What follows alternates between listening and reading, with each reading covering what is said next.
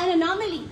All of us here know the realities of racism in Irish society, which was represented in the survey that Yari did, that Shane mentioned as well.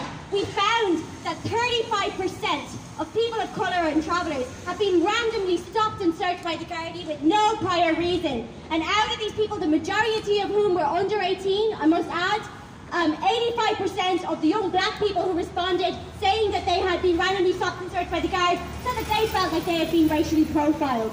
And 45% of the people who had been randomly stopped and searched felt humiliated after their interaction. Which just shows how the Gardaí not only target young working class people, but of course especially target young black working class people and young people of colour generally. But the rotten attitudes of the guards have been exposed so much over the past year. I think one of the most pertinent examples will be with the Debenhams workers. Many people may know of the Debenhams workers who have been on strike, who were on strike for over a year, fighting for a fair redundancy after they were laid off. And during their pickets, and I must say it was mainly women workers as well, the guards did not support their pickets, but rather made a concerted attempt to break up their strikes and ruin and stand against the workers' attempts to block the stock that they were, they were blocking the liquidators from accessing, so that they could demand a fair redundancy. And I think this example really shows where the interests of the Gardaí are. The interests of the Guards are not to protect working class people, they're not to protect ordinary people. They are in the interest of big business, and they're interested in the people who have the wealth in society. And George Nkencho's death represented how there was no end to the violence under capitalism. We know that racism exists under capitalism, but his murder shows just how far the system is willing to go. And I think under such a system, what does justice really mean? Justice for George Nkencho not only means the immediate suspension of the guards who were responsible for this merciless abuse of lethal force, which still hasn't happened, we must say.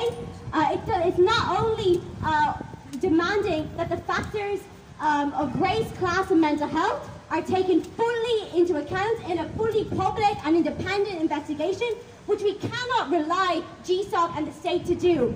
It must be working class people, it must be the community in Blanchardstown, it must be the Nkencho family who have a full involvement in the investigation. But it also means to make sure that what happens to George Nkencho never happens again. It means ending the two-tier public health system, which meant that George Nkencho wasn't able to fully access the help he needed to prevent mental health crises from happening in the first place. And when they do, to make sure that the guards are able to are trained and equipped to de-escalate them fully.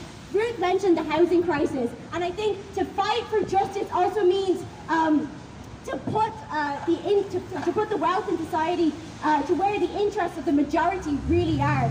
That means rather than spending millions of euros a